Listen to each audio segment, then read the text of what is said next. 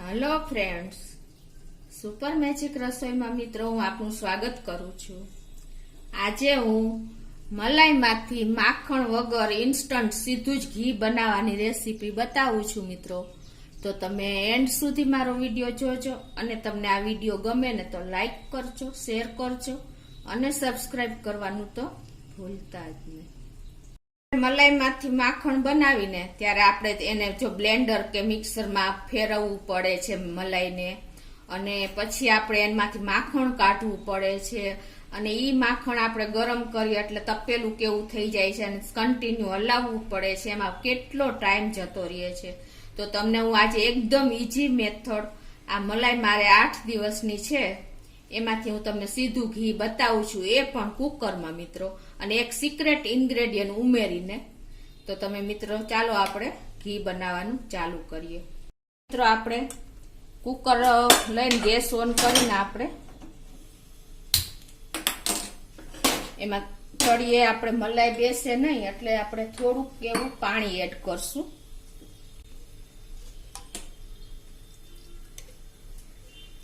અને હવે આપણે જે આ મલાઈ છે ને એ ડાયરેક્ટ આપણે કુકરમાં જ નાખી દેશું આ રીતે।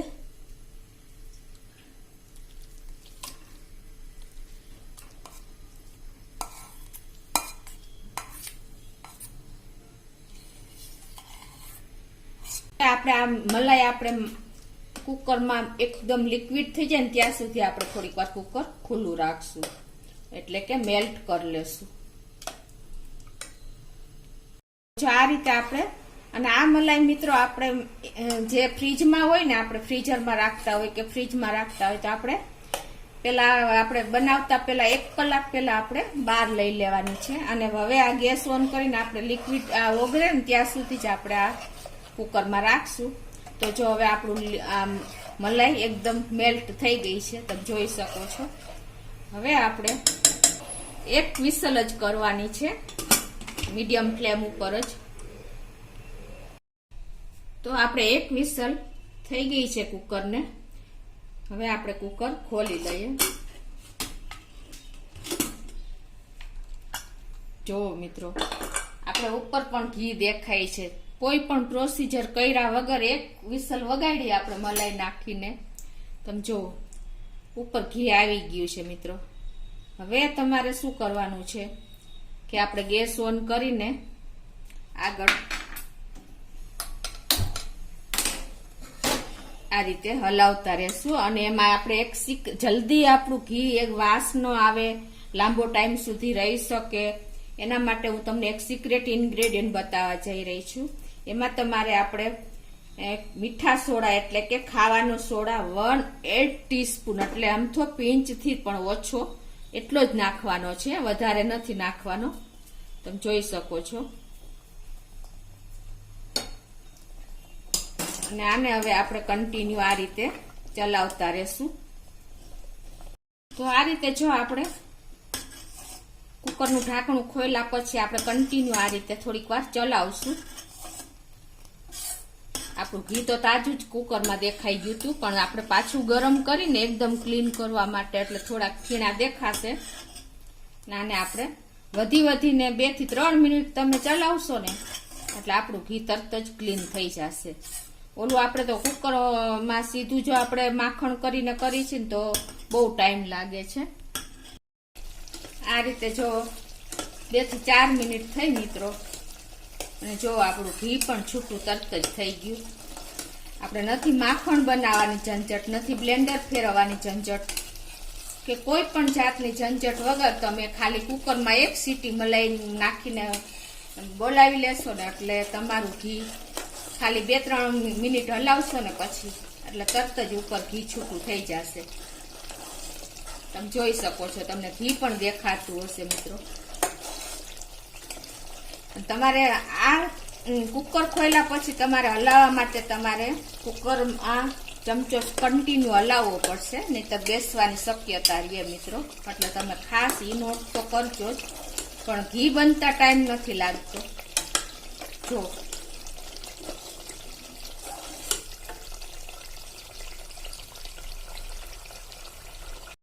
તો મિત્રો જો હવે આપણું એકદમ તાજું ઘી થઈ ગયું છે, હવે તમારે હું તમને સિક્રેટ ટિપ્સ બતાવવા જઈ રહી છું કે તમે જો આપણે દાણેદાર ઘી, આપણે ઘણી જગ્યાએ દાણેદાર ઘી કેમ બનાવતા હોય ને એનું હું તમને બતાવું છું. એના માટે તમારે ઘી થઈ ગયા પછી છેલ્લું થોડીક 1 મિનિટની વાર હોય ને, ઘી બની ગયું હોય ને, ઉપર તાજું દેખાતું હોય ને, ત્યારે જ તમારે આવી રીતે પાણીનો છટકોરો બોલાવી દેવાનો, એટલે તમારે એકદમ દાણેદાર ઘી તૈયાર થશે. આ ખાસ તમારે જાણવા જેવું છે મિત્રો. ઘણા બિગનર્સ ને નથી ખ્યાલ હોતો, એના માટે હું તમને આ ટીપ બતાવી રહી છું. હવે આપણું ઘી પણ રેડી થઈ ગયું છે, તો હવે આપણે એને ગાળી લેશું. ગેસ હું બંધ કરી દઉં. તમે જોઈ શકો છો મિત્રો, એકદમ આપણું ઘી તાજું થઈ ગયું છે. જો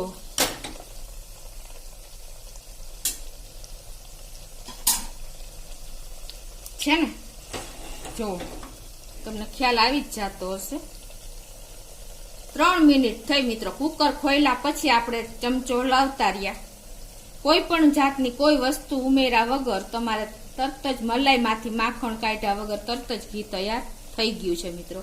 અને આ ઘી તમારે મહિનો સુધી બગડતું નથી, કેમ કે આપણે એકદમ સરસ ગરમ કર્યું છે. જો તમે ઓછું ગરમ કરશો ને તો તમારા ઘીમાં વાસ આવશે મિત્રો. ખાસ તમે આ પણ નોટ કરજો. હવે હું ગેસ બંધ કરી દઉં છું અને આપણે હવે આ ઘીને ગાળી લઈએ મિત્રો. કે તમારે જે પાછળ આપણે માવો નીકળે એટલે કે કીટું નીકળે છે ને, એનું તમારે ટેન્શન નહીં લેવાનું. એનો ઉપયોગ ન થાય તો કાંઈ નહીં, પણ તમારું ઘી જો ઇન્સ્ટન્ટ બની જશે. જો કેટલું તાજું તે ઘી દેખાય છે, એકદમ સરસ તાજું થઈ ગયું છે. તો હવે મેં ગેસ બંધ કરી દીધો મિત્રો. અને આ કુકર ગરમ હોય ને એટલે આપણે આ તમને બબલ્સ દેખાય છે. થોડુંક ઠંડુ થાય ને પછી આપણે હવે આને ગાળી લઈએ. હવે આપણે ઘી ગાળી લઈએ.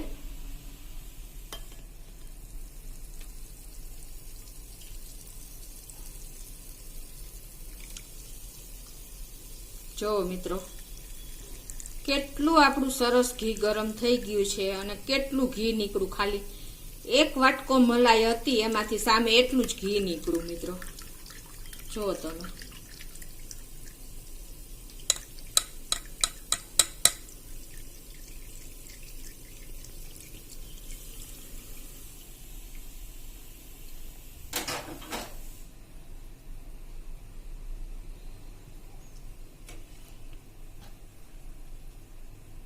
હજી ઘી ગરમ બબલ્સ ઉપર દેખાય છે. એનું કારણ એ છે કે વાસણ આપણું ગરમ હોય ને એટલે બબલ્સ ચાલુ જ રહેતા હોય. એટલે મેં જો તમને ગાળીને પણ બતાવી દીધું.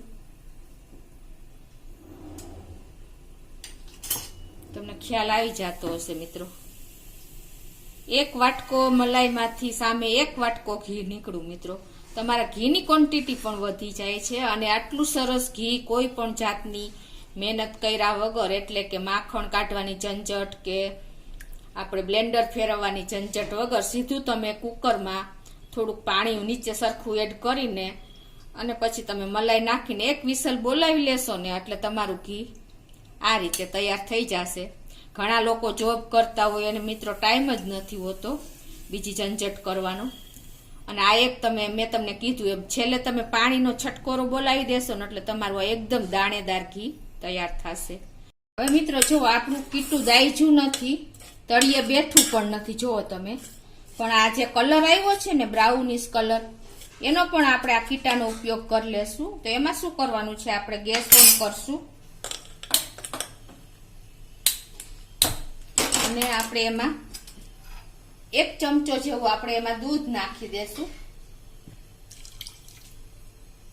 અને 2 થી 3 ટીસ્પૂન જેવી આપણે, તમે જે ગળ્યું ખાતા હોય એ પ્રમાણે આપણે ખાંડ નાખી દેશું. અત્યારે હું 3 ટીસ્પૂન જેવી ખાંડ નાખું છું. અને હવે આને આપણે કન્ટિન્યુ આ રીતે ચલાવતા રહેશું.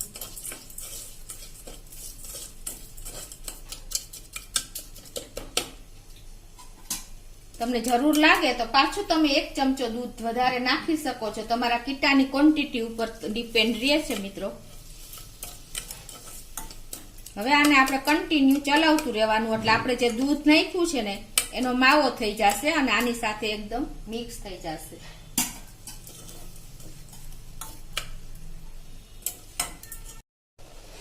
જો મિત્રો 1 મિનિટમાં આવી કન્સિસ્ટન્સી આવી જશે. જો તમે ઉપર એકદમ દૂધના બબલ્સ થઈ જાય છે અને એકદમ માવા જેવું તૈયાર થઈ જાય છે. ટાઈમ પણ નથી લાગતો તમારે. આને આપણે થાબડી કહીએ છીએ, થાબડી પેંડા, એનો પણ ટાઈમ નથી લાગતો મિત્રો. આપણે તૈયાર બેજ તો તૈયાર જ થઈ ગયો હોય છે.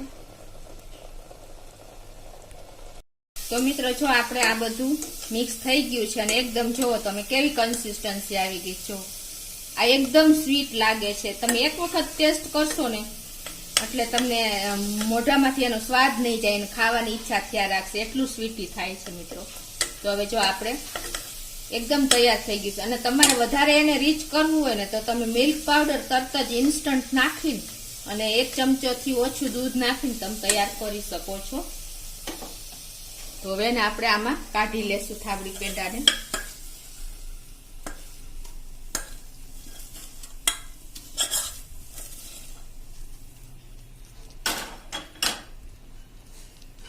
તમે જોઈ શકો છો મિત્રો, એનો કલર જોવો એકદમ બ્રાઉનિશ આવી ગયો છે અને દૂધને હિસાબે એકદમ માવા જેવું તૈયાર થઈ ગયું છે. પ્લસ અહીંયા કીટું તો માવા જેવું હોય જ છે. આપણે ગુજરાતી લોકો આને કીટું કહીએ છીએ.